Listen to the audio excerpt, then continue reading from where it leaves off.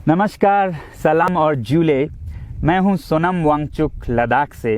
आप में से कुछ लोग हमें जानते होंगे हमारे शिक्षा सुधार के कामों के बारे में, या फिर पर्यावरण के काम में आइस स्तूपा, आर्टिफिशियल ग्लेशियर जैसे कामों के लिए, या फिर आई लिव सिंपली जैसे ग्लोबल मूवमेंट्स जो कि सादा जीवन अपनाकर क्लाइमेट चेंज को रोकने के लिए लोगों को प्रेरित करती है।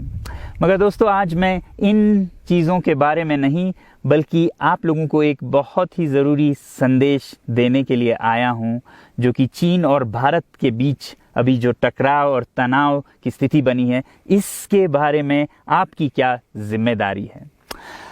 मैं लद्दाख में हूं और आप देख रहे हैं सिंधु नदी को बहते हुए यहाँ, और वो जो पहाड़ियाँ हैं उनके पीछे नुब्रा और चांगतांग के वो इलाके हैं जहाँ पर ये तनाव बढ़ता जा रहा है। हज़ारों सैनिक वहाँ ले जाए जा चुके हैं। सुनने में आया है चीनी वायुसेना के जहाज़ भी वहाँ तैनात किए गए हैं, और 1 घंटे पहले भारतीय वायुसेना के जहाज़ भी मेरे ऊपर मंडरा रहे थे।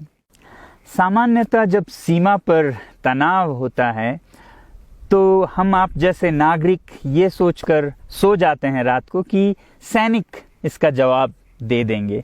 मगर मैं आज आप लोगों को ये ज़रूरी बात बताना चाहता हूं कि इस बार सिर्फ सैनिक जवाब नहीं, दो तरफा जवाब हो और उसमें नागरिक जवाब भी हो। तो आप जैसे नागरिक दिल्ली, मुंबई और बेंगलोर और अनेक शहरों से क्या कर सकते हैं इसमें, ये समझने के लिए पहले हमें समझनी होगी चीन की ये हरकत और वो ऐसा क्यों कर रहा है। आपने देखा होगा कि ये सिर्फ भारत के साथ नहीं हो रहा है, बल्कि पिछले कई हफ्तों से चीन ये दक्षिण चीनी सागर में वियतनाम, ताइवान और अब हांगकांग के साथ भी छेड़खानी कर रहा है।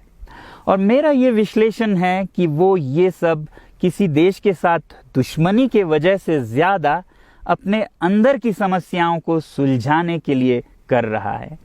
आज चीन को सबसे बड़ा डर है तो अपने जनता से डर है। उनकी 140 करोड़ की आबादी, जो कि एक बंधुआ मजदूर की तरह बिना मानवाधिकारों के चीनी तानाशाह सरकार के लिए काम करते हैं और उसे धनी बनाते हैं। जब वो नाराज हो जाए तो फिर एक क्रांति की सी परिस्थिति बन पड़ती है, और इससे चीन बहुत डरता है। आज कोरोना के प्रकोप के बाद चीन में फैक्ट्रियां बंद हैं, एक्सपोर्ट्स बंद हैं और बेरोजगारी 20% तक बढ़ चुकी है। लोग बहुत नाराज हैं, क्रांति हो सकती है, तख्ता पलट हो सकता है। इसीलिए चीन पड़ोसियों से दुश्मनी करके अपनी जनता को अपने साथ जोड़ने में लगा हुआ है, और ये पहली बार नहीं कर रहा है। 1962 में जब भारत के साथ जंग की तो वो जंग भी उसने अपने जनता को संभालने के लिए की थी। तब 4 साल का अकाल और भूखमरी हुई थी, और इससे ध्यान हटाने के लिए ये जंग की थी। चीन के लिए अपनी जीडीपी और जो खुशहाली है उसे बढ़ाते रहना बहुत ही ज़रूरी है, और जिस दिन जीडीपी घट जाए वहाँ की जनता क्रांति के लिए तैयार है। मैं तो कहता हूँ कि इस बार भारत की बुलेट पावर से भी ज़्यादा वॉलेट पावर काम आएगी, जो नागरिक पैसा खर्चते हैं चीन के सामान को खरीदने में। ज़रा सोचिए, हम आप भारतीय उद्योग को मारकर चीन से मूर्तियों से कपड़ों तक हर साल 5 लाख करोड़ के सामान खरीदते हैं, और फिर यह पैसा आगे जाकर हमारे सीमा पर हथियार और बंदूक बनकर हमारे सैनिकों के मौत का कारण बन सकती हैं। तो इसलिए अगर हमारे देश के 130 करोड़ लोग और 3 करोड़ जो भारतीय बाहर के देशों में हैं, सब मिलकर भारत में और बल्कि दुनिया भर में एक boycott made in China movement या अभियान शुरू करते हैं, तो आज दुनिया भर में चीन के प्रति रोष है। हो सकता है कि सारी दुनिया साथ आए और इतने बड़े स्तर पर चीनी व्यापार का बॉयकॉट हो कि चीन को जिसका सबसे बड़ा डर था वही हो, यानी कि उसकी अर्थव्यवस्था डगमगाए और उसकी जनता रोष में आए, विरोध और तख्ता पलट। और अगर हम ऐसा नहीं करते हैं तो कितनी बदनसीबी की बात होगी भारत के लिए, ज़रा सोचिए।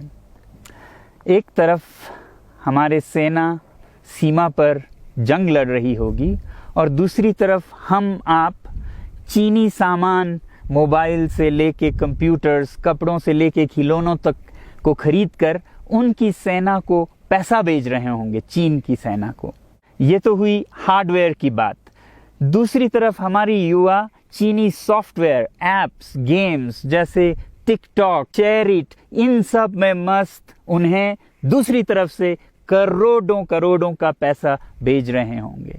तो इसलिए बहुत ज़रूरी है कि हम एक नागरिक जवाब ज़रूर दें और इसे एक अभियान बनाएं, ग्लोबल मूवमेंट की तरह। ये बॉयकॉट मेड इन चाइना का जो अभियान है वो भारत के लिए भी एक वरदान साबित होगी। जैसा कि हमारे प्रधानमंत्री ने एक विजन हमें दिया था स्वावलंबन का, सेल्फ रिलायंस, वो तब हो सकता है जब हमारे अपने उद्योग फलें फूलें। और जब हम बॉयकॉट करते हैं इन सामान का तो अपने देश के उद्योग का, उत्पाद का हम प्रयोग करेंगे और उससे मजदूरों को रोजगारी मिलेगी और सारा देश खुशहाल होगा। बजट होगा कि हम और अच्छी तरह से टक्कर ले सकें सीमा पर भी। तो इसके लिए मैं आप लोगों से अपील करता हूं कि जहां तक ऐप्स और सॉफ्टवेयर की बात है तो हमारे युवाओं को एक हफ्ते में उन्हें अनइंस्टॉल करना चाहिए। Boycott made in China, software in a week and hardware in a year. क्योंकि साजो सामान के लिए वक्त लगेगा हमारे अपने देश से और बाहर से विकल्प निकलने तक, तो उसे हम 1 साल के अंदर कर सकते हैं। तो ये हम न सिर्फ अपना प्रतिज्ञा करें बल्कि 100 और लोगों को इसके बारे में समझाएं, शेयर करें सोशल मीडिया पर, और हमारी जो मीडिया है वो जनता तक, देश के कोने कोने तक पहुंचाए।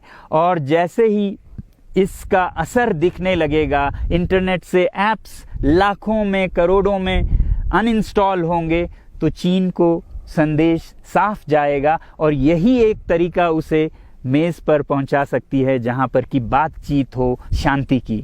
तो जाते जाते मैं ये बता दूं कि मैं क्या करने जा रहा हूं। इस फ़ोन पर जो भी चीनी ऐप्स हैं उन्हें तो मैं 1 हफ्ते में हटा रहा हूं, बल्कि ये फ़ोन जो कि चीन में बना है इसे भी मैं 1 हफ्ते में अपनी ज़िंदगी से अलग कर रहा हूं। और 1 साल के अंदर हर वो चीज़ जिस पे मेड इन चाइना लिखा है उसे ज़िंदगी से निकालने जा रहा हूं। हमें चीन से, चीनी लोगों से कोई समस्या नहीं है, चीनी सरकार और उनकी रवैयों से समस्या है। जब तक चीन में परिवर्तन ना हो हमें ऐसा करना होगा। और आप लोगों से मैं अपील करता हूं कि आप अपने शहर में, अपने मोहल्ले में ऐसे इवेंट्स करें जहां लोग प्रतिज्ञाएं करें कि चीनी सामान का बहिष्कार करें जब तक चीन में परिवर्तन ना हो। और मैं सालों से कहता रहा हूं कि 21वीं सदी में देश के लिए जान देने की नहीं बल्कि जिंदगी देने की ज़रूरत है। लद्दाख में बढ़ते हुए ये देश के लिए जान देने का कारोबार बहुत देखा, और जहां एक तरफ मैं सलाम करता हूं उन लोगों के लिए, उन लोगों को जिन्होंने देश के लिए जान दिया, मगर इस 21वीं सदी में मेरा ख्याल है कि देश के लिए जान देने की नहीं, जिंदगी देने की ज़रूरत है।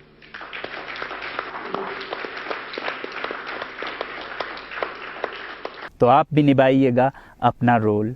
जय हिंद।